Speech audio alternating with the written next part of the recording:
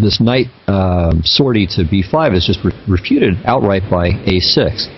I mean, what's he going to do? Knight to a3. I mean, if he does this, then his position is just pretty awful. I mean, this knight is terrible.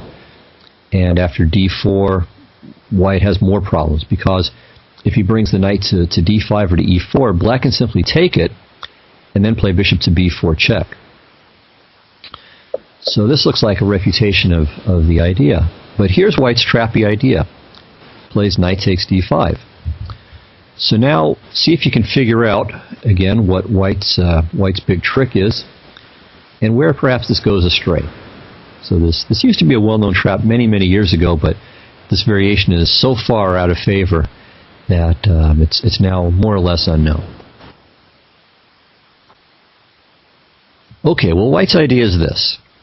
If black plays a takes b5, and pretty much has to, it would seem. I mean, there's not really much else to do. I mean, black is down a pawn, and he's faced with threats like knight takes f6, followed by queen d8, and bishop takes f6, as well as knight b to c7, or even knight d to c7 check, which is just going to be killing. So black pretty much has to take, but then knight takes f6, g takes f6, queen takes d8, king takes d8, bishop takes f6, followed by bishop takes h8, and white is just winning, way ahead of material.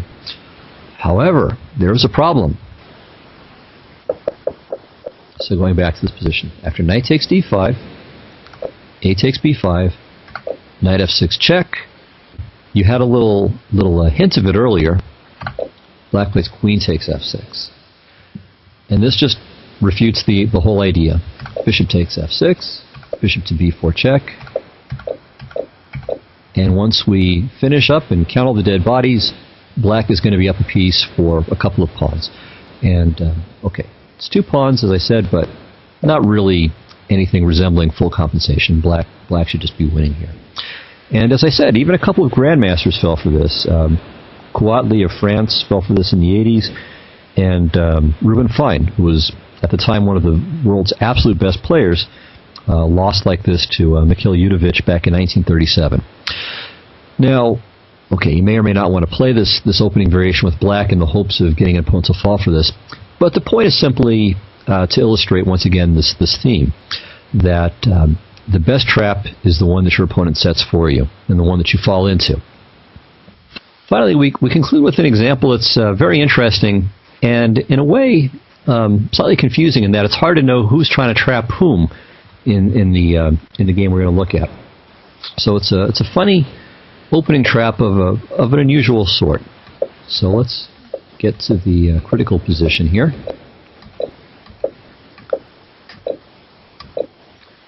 And okay, in this position, this variation has actually occurred quite a few times.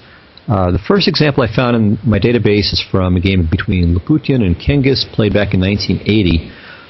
But I heard a funny story about this, I think involving the Grandmaster Istvan Vilek. So I'll get to that a bit later.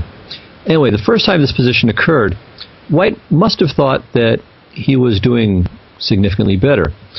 And the threat is to play d5, when white's bishops are going to be quite powerful, and black has problems on this diagonal and on this diagonal.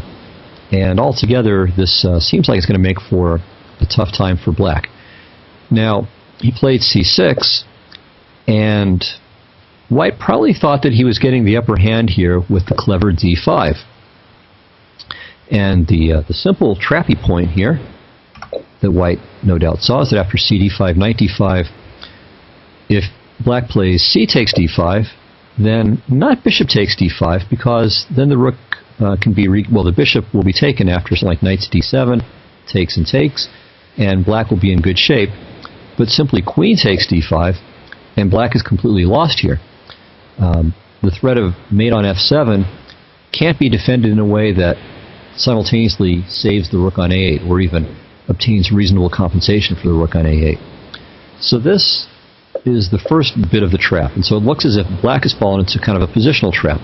He can't take the knight, and if he doesn't take the knight, then he's got problems too.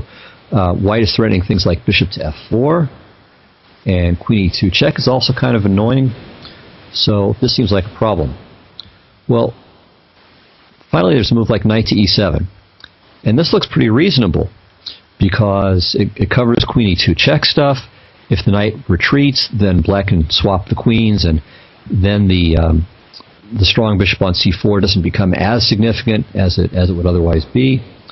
But there does seem to be a big problem with knight to e7.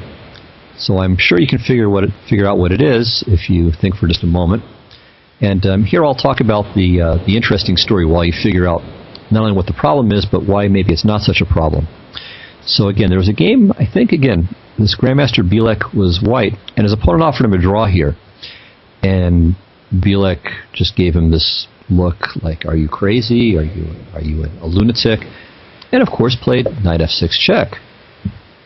So this seems like black has fallen completely into the trap. So, c takes d5 was very transparent, but this looks like only a slightly more subtle trap here that results in an easy white win. So he takes here, queen takes d8. Game over, right? Not quite. So again, you might want to try to figure out, if you haven't already, how black saves the game. Well, the answer starts with the move knight to d5, cutting off the white queen. So the queen, as you can see, has basically no retreat squares. The only place where it could go to not be lost immediately, the only place where it can safely move is to c8, but here it's not safe because of bishop to b4 check, and then rook takes the queen, whether it's on d8 or c8. So first things first, white has to get his king where it won't be checked. So he castles, and okay, now the bishop can't go to a square like b8 or b4 or any place like that because the rook is hanging.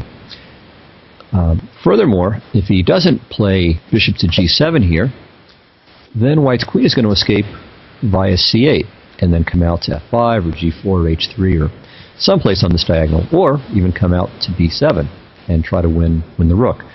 So black has to play bishop to g7. White's only move is queen to d6. And now the amusing point, black retreats the bishop back to f8, and there's nowhere else for the queen to go but to d8 again, and we simply have a draw by repetition. So there, it's a little bit interesting. I mean, it's pretty deep for a trap, and we could think of again this variation going back to the position after bishop takes c4 as a trap, positional trap that black is falling into with c6 and d5. But it turns out that it can be neutralized.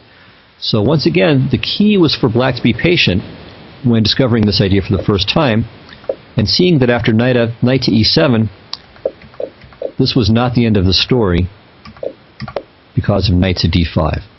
So when calculating tactical variations, be sure when you get to the end that you've really gotten to the end. So that might be another moral of the story. So it's not just about traps, but it's about really being sure that you've reached the end of your calculations before giving up on a variation or coming up with a final conclusion about it. So I hope this was helpful, and let me know. I'm sure you will. And I'll see you next time. Thanks a lot. Bye-bye.